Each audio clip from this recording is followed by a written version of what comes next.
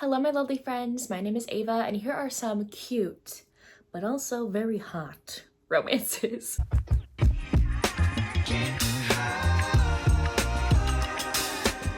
I love these books. These are books that you would think like, oh, these are so cute. And yes, they are, but they're also raunchy as hell. So let's get into these 10 recommendations. I have to recommend a whole series I feel like fits this trope perfectly well, and that is the Leviathan fitness series, the first book being Muscles and Monsters. I only physically own book number 3, Mantras and Minotaurs. So book number 1, though, is the start of this series, and this takes place in a very cute town where monsters and humans live in harmony. However, there's still some stigma about them being together. Our heroine runs the bakery in this small town in the square. Atlas is the hero of the story, and he is this like wolf creature you see on the cover, and they're both walking down the street one day in opposite directions. The heroine, I think her name's Tegan, is holding a wedding cake she just made, and one of the layers like plops on the street while in front of Atlas as he's walking down the street in the opposite direction, and she's like so embarrassed, but he helps her clean it up and they meet for the first time. That's their meet cute. They just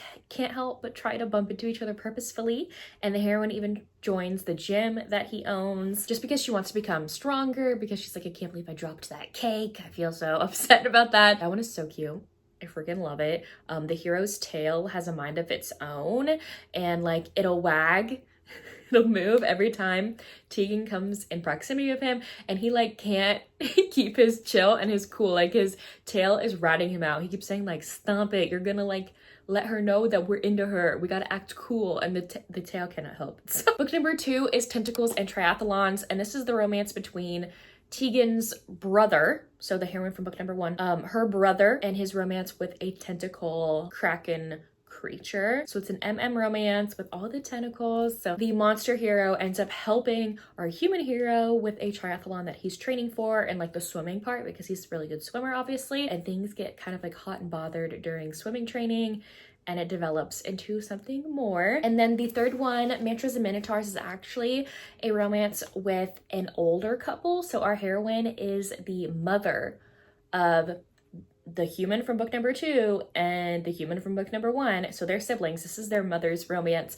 I think she just recently, I think she's widowed. I think so. But she wasn't in like a great relationship with her husband. She didn't like truly like love him. Her husband was not the nicest, let's just say that. So she's feeling kind of lonely. I think she just knits and hangs out at her apartment with her cat all the time in this town, and so she downloads a dating app, and there she matches with Alistair, who is our Minotaur hero, who is a single dad. His daughter is, I think, in college, if I'm not mistaken, but he's in town to visit his daughter. He lives in like Colorado though, which is not anywhere near this monster small town. And so they do have like a long distance relationship. So I very rarely have read long distance relationships, but they know how to make it a hot long distance romance. So I love this series so much. I really recommend it. The next book I think comes out late 2025, and that one's with like a griffin creature, which I'm so excited for. The next book that I have is The Fiction Between Us by Julia Olivia. I bet the whole series could fit on this list,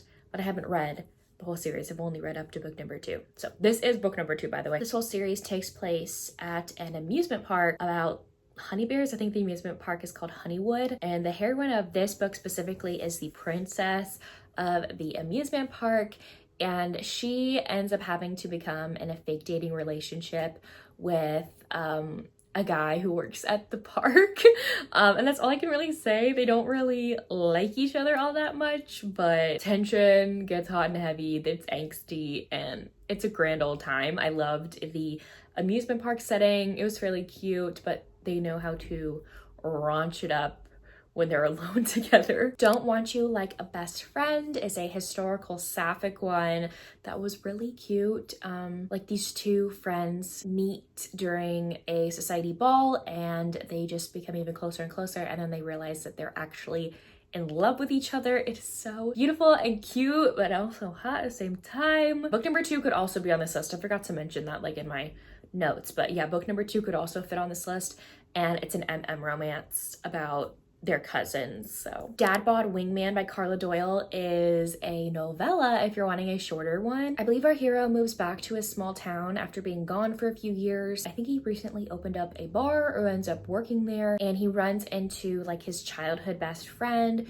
who is a woman. He's always had a crush on her, but he never thought that she would say yes to like going out with him. And his friend gives him some advice and just decides to say what the heck and ask her out. And she very adamantly says yes. And he is shocked. They're really cute. They're like best friends. But then when they get together, it gets very hot between them. Like, whoo.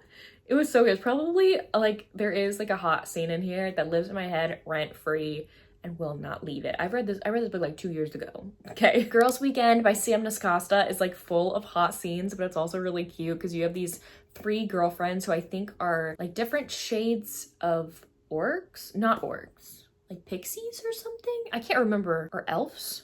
I don't know. There's some creature, like one of them's purple, one of them's pink, and I forget what the other one's color is, but they're all like different colors of like monster beings, I guess.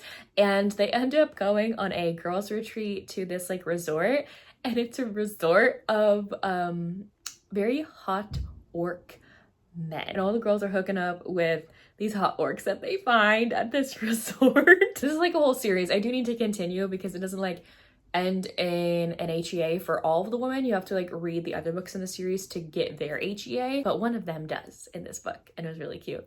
What else so hot? The Art of Avoiding Your Werewolf by Lola Glass is another shorter length. I think I listened to this one on audio, so there's even an audiobook for this novella. This heroine works at a bakery, and our hero is able to scent her and finds out that that is his fated mate, and like things go off the rails. I love a good fated mate romance. The heroine and her 3 friends are actually also paranormal beings, but they're ones that should not exist. They're like a combination between a vampire and a werewolf, which apparently like is forbidden. They were genetically mutated and experimented on by some evil people, and they believe if anyone were to know like who they really are, they would be experimented on or put down or locked up or whatever the case may be. So they have been on the run for years. So when this man comes to her and claims her as his mate, she's like, oh no, this is gonna ruin everything. But it sorts itself out, obviously. But I love like the cute little baking aspects in here, and this man knows how to talk. Knows how to, like, he's got a mouth on him. The Orc and the Innkeeper was one that I read recently with Tiffany over at TikTok's pages. It was one of our book club books in the fall, and oh my gosh, this one was so cute but also hot. The heroine runs this inn, and she has some infestation of pixies, and they're kind of like termites, so they're like tearing apart her inn, and it costs like thousands of dollars to fix. She's like, dang, I don't have that money.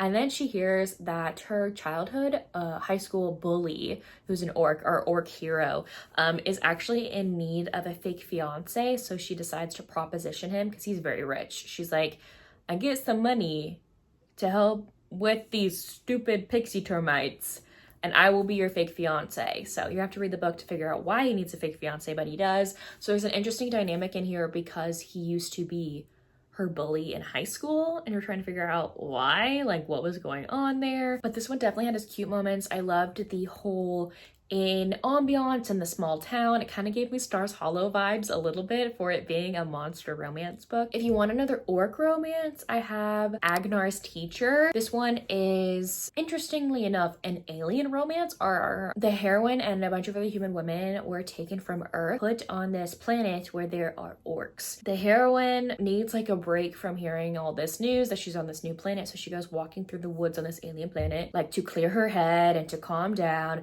And Agnar is one of the orcs in the village, and he's chopping down a tree, and the tree like falls on our heroine. He doesn't realize that she's there, like walking through the woods, and so he almost kills her.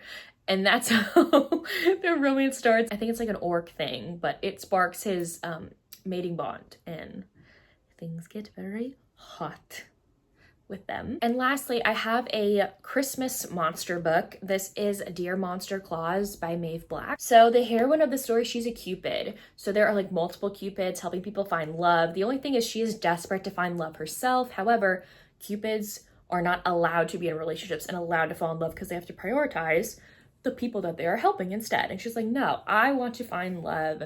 I want to meet the love of my life. And so it's around Christmas time. So she decides to write a letter to Santa, basically saying sending a bunch of letters saying like, hey, here are all the reasons why I deserve like a man for Christmas, basically. And the hero ends up reading these letters because, believe it or not, this red creature man is Santa. Like, people think that he's this jolly old guy, but no, he's actually a demon-looking creature. He is Santa Claus. So he decides to go meet our heroine because she has so much Christmas cheer. He could tell even through these letters that he's like, I need to go meet her because I've lost my Christmas cheer, my spark. I'm feeling very down about this holiday.